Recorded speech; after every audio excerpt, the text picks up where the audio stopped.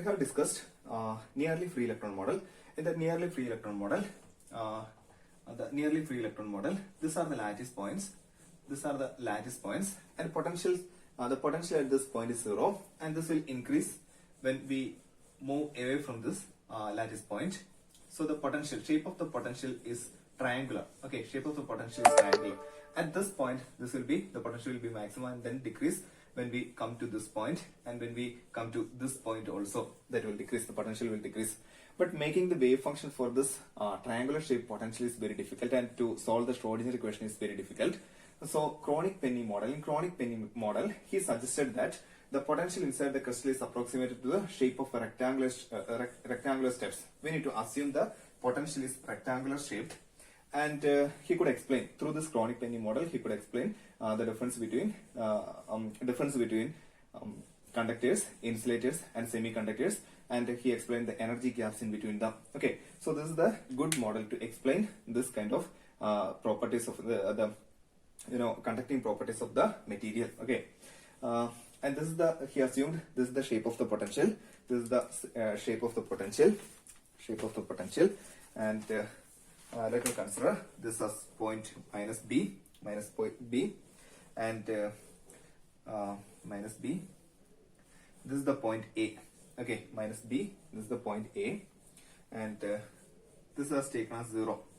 Okay, this is taken as 0, and this is region 1, and this is region 2. This is 1, and this is region 2. Okay, and this is in the direction of x. And this is the potential axis, and the maximum potential is B0. Okay. So the time independent Schrodinger equation for region 1 and 2 are this one: d square psi by dx square plus 2m by h bar square. 2m by h bar square we can write in this way also: 8 pi square m by h bar square into E psi is equal to 0. The potential is actually the relation is this one: E minus V0 is equal to 0. At region 1 the potential is 0, so we can write the Schrodinger equation as d square psi over dx square plus 8 pi square m over h square E psi is equal to 0 for the region 0 less than x less than a. For the region 0 less than the x is in between 0 and a. Okay, in this region the potential is 0, so we can write the Schrodinger equation like this. In the second region, d square psi by dx square plus 8 pi square m over h square into E minus V0. In the second region the potential is V0, so this is the potential is V0. E minus V0 psi is equal to 0 for the region minus b. X is in between minus b and 0. Okay, that is equation 2. And by Bloch's theorem actually we have explained that in Bloch's theorem, psi of x, the wave function, is equal to the equation of a plane wave, e raised to ikx into in one dimension e raised to ikx into uk of x, where uk of x have periodic properties. Okay, and assume the energy is less than the potential. The energy of electron is less than the potential, and let alpha square is equal to 8 pi square me by h square. Okay, we can apply we can take a term 8 pi square m by h square is equal to alpha square, and beta square equal to, we can define beta square is equal to 8 pi m divided by h square into V0 minus E. Okay, and then the equation 1 and 2 becomes d square psi by dx square plus alpha square psi is equal to 0, and d square psi by dx square minus beta square psi is equal to 0. Minus beta square, here we have taken beta square is equal to V0 minus E. So here is the term E minus V0, so that's why minus beta square psi is equal to 0. Okay, we know by Bloch theorem psi of x is equal to uk of x e raised to ikx. Okay, and when we differentiate it, d by dx of psi of x equal to e raised to ikx duk by dx plus uk ik into e raised to ikx. And we need to differentiate again to substitute these values in Schrodinger equation. So we know psi of x, we know d psi of x divided by dx, and we know d square psi divided by dx square. Okay, and we need to substitute the value of this d square psi by dx square and psi of x, d square psi and d of x and psi of x in equation 3 and 4. Okay, in equation 3 and 4. So we will get in equation 3 d square u1 divided by dx square. So instead of uk we are taking u1 for the region 1. Okay, so d square u1 divided by dx square plus 2ik du1 divided by dx plus alpha square minus k square is equal to k square into u1 minus u1 is equal to 0 when we substitute the values of d square and d square psi by dx square and psi of x in equation 3. Okay, equation 3. So we will get this relation d square u1 by dx square plus this is the region for 0 less than x less than a. That means x is in between 0 and a in equation 3. Okay. And in equation 4, we need to substitute those values. So we will get d square u2 by dx square plus 2ik du2 divided by dx minus beta square plus k square into u2. u2 is equal to 0 minus b in the region minus b x less than 0. Okay, minus b less than x less than 0. So in that region, we have taken the function as u2. Okay, instead of for uk, we have taken u2, and here in the first region, uk is taken as u1. Okay. So we got equation 5 and 6, and we need to find out the value for u1 as well as u2. Okay, so this is the second order differential equation. This is also the second order differential equation, and by the way of solving second order differential equation is this one. We need to write the characteristic equation. So in this way we can write m square plus 2ik into m plus alpha square minus k square is equal to 0. So from this equation, we will get m is equal to, we can use the relation minus b plus or minus root of b square minus 4ac divided by 2a. Okay, so through that equation, m is equal to minus 2ak plus or minus under root minus 4k square minus 4 into alpha square minus 4k square. This is b. So b square is minus 4k square minus 4 into alpha square minus k square divided by 2. Okay, this 4 we can take outside. So we'll get 2. And k square minus k square. So minus k square minus k square. So that means minus k square plus k square will become 0. And the remaining term is alpha square. Okay, minus alpha square. So minus alpha square we can write I into alpha. Okay, root minus alpha square is I alpha. So we will get plus or minus 2ak plus or minus 2a alpha divided by 2. So we can take as m1 and m2. That is I into alpha minus k. m2 is minus I into alpha plus k. Okay, so we can write the general form of the solution is u1 is equal to a into e raised to m1x plus b into e raised to m2x. So m1 is I into alpha minus k into x plus b into minus I alpha plus k into x. So this is the solution u1. Okay, in the similar manner we can write the characteristic equation of this one, and we will get the solution u2 is equal to c into e raised to beta minus ikx plus d into e raised to minus beta plus ik into x. Okay, where a, b, c, d are constants and can be obtained by applying the boundary conditions. Okay, boundary conditions. So this wave function should be finite at the boundary. So at x equal to 0. So we know the potential is like this. Potential is like this in a finite potential barrier, and at x is equal to 0. At x is equal to 0 is the position. This is the position at x equal to 0. The wave function at x equal to 0, u1. This is the first region. This is the first region, and this is the second region. So wave function should be continuous everywhere. So at the point 0, the wave function u1 of x, the function u1 of x should be equal to u2 of x, and the differential derivative also should be continuous. So that means du1 of x by dx at x equal to 0 should be equal to du2 of x divided by dx at x equal to 0, since the wave function should be continuous at the boundary. Okay, so we can apply the boundary conditions to these equations to get the value of a, b, c and d, the constants. Okay, so here the equation u1 is equal to a e raised to ikx, a e raised to I into alpha minus kx plus b e raised to minus alpha plus kx, and the relation u2 is this one. So at the boundary u1 of x is equal to u2 of x. Okay, boundary at x is equal to 0. Okay, at x is equal to 0, u1 of x is equal to u2 of x. If you apply that one at x is equal to 0, then e raised to x is equal to e raised to 0 is equal to 0 itself. So we will get that relation as a plus b is equal to c plus d. Okay, and then we need to, for second equation, we need to differentiate this one. Differential of that function is also continuous. So du1 by dx at x is equal to 0 is equal to du2 by dx at x is equal to 0. So if we differentiate that one, ai alpha minus k e raised to I into alpha minus kx minus b e raised to alpha plus. This is the differential at x is equal to 0.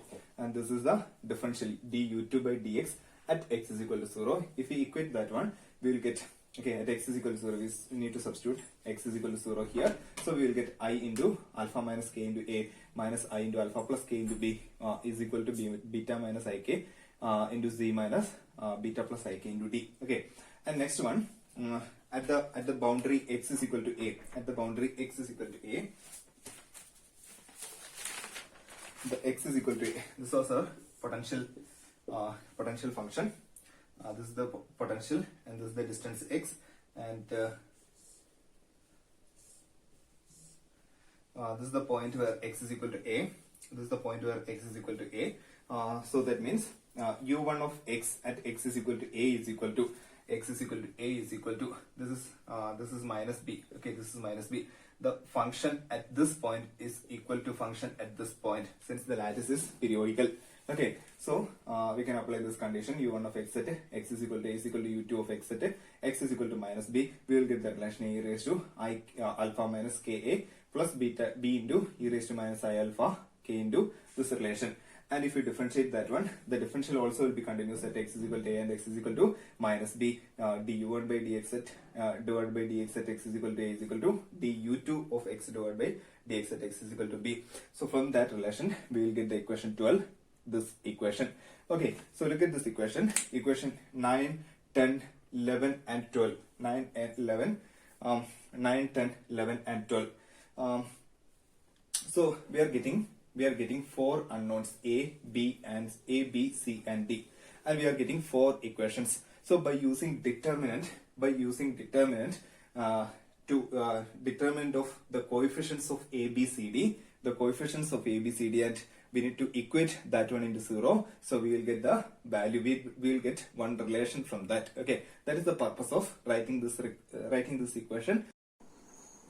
So equation 9, 10, 11 and 12 will have non-vanishing solutions if and only if the coefficients of ABCD vanishes. Okay, this requires that coefficients of ABCD vanish. If coefficients of ABCD vanishes, then only these 4 equations will have non-vanishing solutions. Okay, that means the determinant of the coefficients of these equations is equal to 0. Okay, so we can write in this way, and this leads to this relation beta square minus alpha square over 2 alpha beta sin alpha a sin h beta b plus cos h beta b cos alpha a is equal to or minus cos k into a plus b is equal to 0, and that will lead to equation 13. Okay, in between there are many number of steps, and actually we are skipping that. If you need that steps, you can refer the textbook written by S.O. Pillai. Okay, S.O. Pillai. Okay, and the Kronig and Penney considered the possibility that V0b remains finite. What was V0b? V0 was the height of the potential barrier, and B was the width of the potential barrier. Okay, so V0b remains finite under these circumstances. Sin h beta b tends to beta b, and cos h beta b tends to 1. Okay, as b tends to 0. And Kronig and Penney assumed that this width of the potential barrier will be very less. Okay, becoming the width of the potential barrier tends to 0, and that time sin h beta b tends to beta b because b is small, and cos h beta b tends to 1 because b is small, and equation 13 becomes beta square minus alpha square beta b sin alpha a plus cos alpha a is equal to cos k, and let me put it as equation 14. Okay. We can write beta square minus alpha square as this is beta square 8 pi square m over h square v0 minus e minus alpha square is this one 8 pi square m over h square to e. Okay, and that is equal to 8 pi square m over h square into v0 minus 2e, and we have taken the energy is less than the potential barrier, and so V0 is greater than E, so we can write beta square minus alpha square as is equal to 8 pi square m over h square into V0. Okay, substituting this in above equation, if we substitute the value of beta square minus alpha square in equation 14, we will get 8 pi square m V0 over 2 alpha beta h square into beta b sin alpha a plus cos alpha is equal to cos ka. Okay, beta and beta will get cancelled. So, 8 over 2 is 4. So, we will get 4 pi square over h square. This term is 1 over h bar square. Okay, this term is 1 over h bar square because h by 2 pi whole square is h bar square. So, we can write this as h bar square. Okay, 4 pi square over h square. M v naught b over alpha, and we have multiplied and divided with a here. So we will get a by a into sin alpha a plus cos alpha is equal to cos ka, and this becomes m v naught a b over h bar square sin alpha a by alpha a plus cos alpha is equal to cos ka, and we can write this relation as p sin alpha a over alpha a plus cos alpha a is equal to cos ka, where p is equal to m v naught a b over h bar square, and this p depends mainly on the potential barrier's height as well as the width. Okay, so here we got p sin alpha a over alpha a plus cos alpha a is equal to cos ka, where p is equal to m v naught a b over h bar square. Okay, this m is mass, a is lattice constant, h bar square is also constant. So the variables are v naught and b, that are the potential height and potential width. Okay, so this is the condition for existence of a solution for electron wave function, and the v naught b is the area of the rectangle or barrier strength. If you are considering the potential barrier like this, this is the area. V naught is the height and p is the width. So v naught b is the area of the rectangle, and it represents the barrier strength. Okay, and p represents the scattering power of the potential barrier. If the potential barrier, width of the potential barrier or the height of the potential barrier increases, the electrons in between these two potential barriers will scatter within this region only. Okay, so P represents scattering power of the potential barrier and is the measure of the strength with which electrons are attracted to the ions. Okay, so these are the points. These are the central lattice points, and that lattice points consist of positive ions, and if this potential barrier is so high,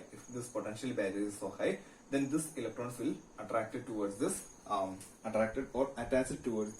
attached to this positive ion site. Okay, so that's why the P is the measure of the strength with which electrons are attracted to the ions. Okay, and also we have defined alpha square is equal to 8 pi square me over h square. So from this relation we can write the energy is equal to alpha square h square over 8 pi square m, and we know the the value of k is 2 pi over lambda. This is the wave vector. Okay, and alpha and k are the two variables in equation 15. Alpha and k are the two variables in equation 15.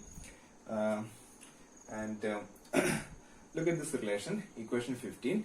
The right side, RHS of this equation varies from +1 to -1 because the maximum value of cos theta, cos k is equal to +1, as well as the minimum value is -1. So the RHS of this equation varies from +1 to -1. So the LHS of this equation also should be varies from +1 to -1. Okay.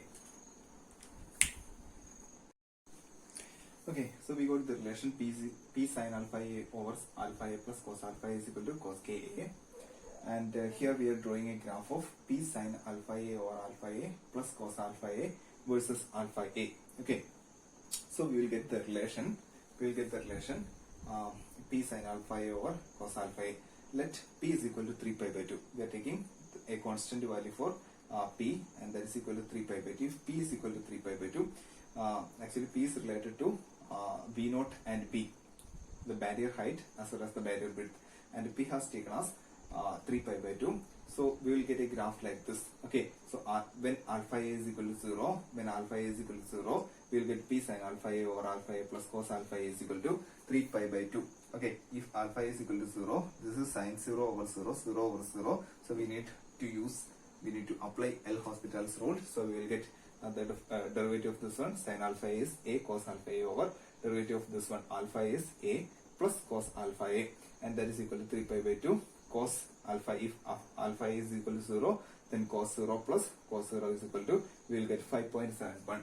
So this is the value 5.71, And if we apply alpha a is equal to pi, for alpha a equal to pi by 2, alpha a equal to pi by 2, we will get p sin alpha a by alpha a plus cos alpha a is equal to 3 pi by 2 sin pi by 2 over pi by 2 plus cos pi by 2 is equal to 3. Okay, so we will get 3, and for alpha a is equal to pi, we will get minus 1.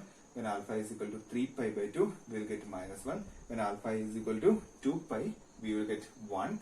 And so alpha is equal to alpha a is equal to, okay, it's not alpha a is equal to 2 pi, we will get 1. Alpha is equal to 5 pi by 2, we will get 0.6. So the graph is like this. Okay, graph is like this.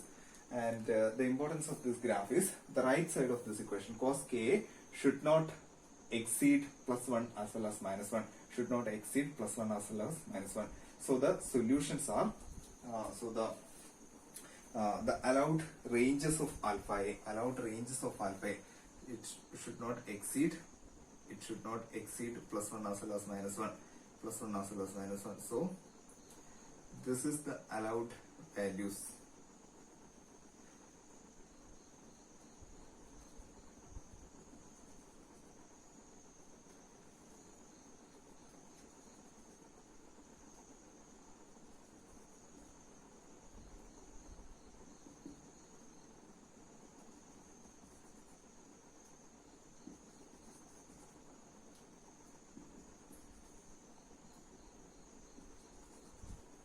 Okay, so this can be considered as allowed ranges, allowed regions.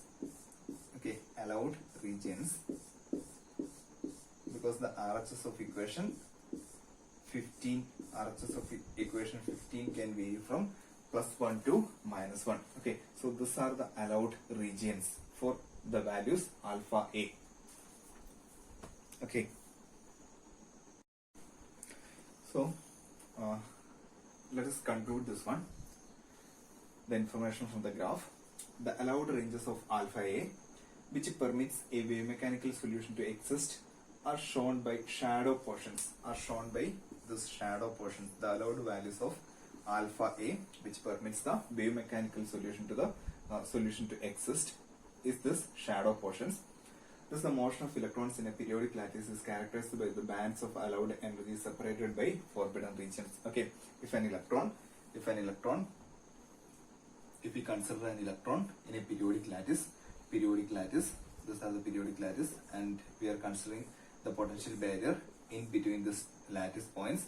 So the electrons are trapped here, and here we are considering the energy of electron is less than the potential barrier, and thus the motion of electrons in a periodic lattice is characterized by the bands of allowed energy separated by forbidden regions. So it cannot have continuous value from 0 to infinity. It can have range of values separated by energy bands.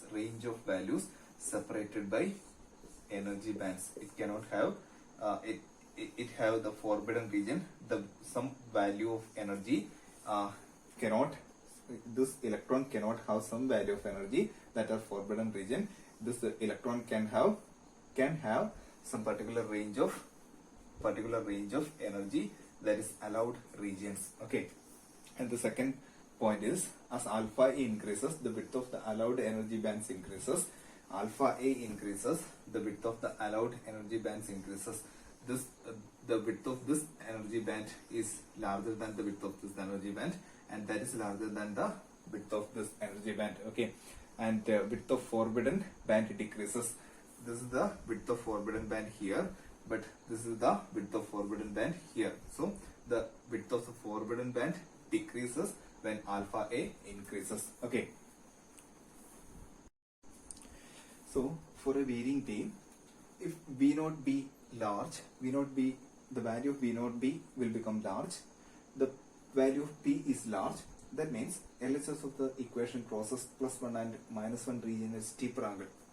Okay, if this value is large, then we will get here we got 5 point something, and if this value is large, then this graph will be more steeper. Okay, this graph will be more steeper means this will enter like this, and we will get very narrow region as allowed energy region.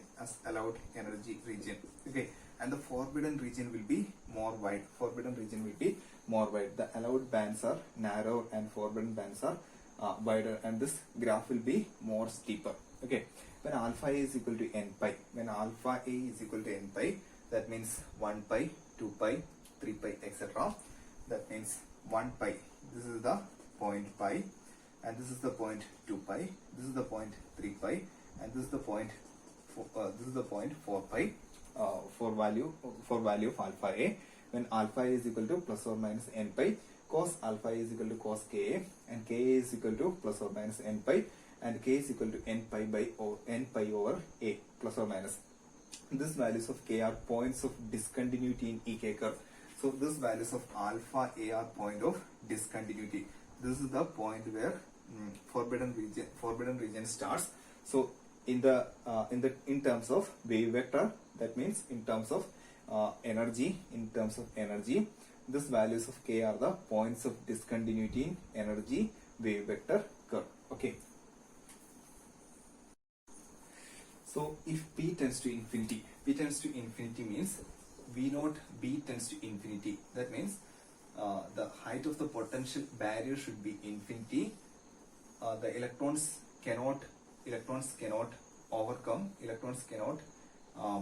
pass from this point to another point, because an infinitely high potential barrier is there. So in that case, the allowed band reduces to a single energy level. Here allowed bands are there, but when the case of p tends to infinity, the allowed band reduces to a single energy level. It is similar to a particle in a box. Okay, when p tends to infinity, the RHS of equation is equal to 1.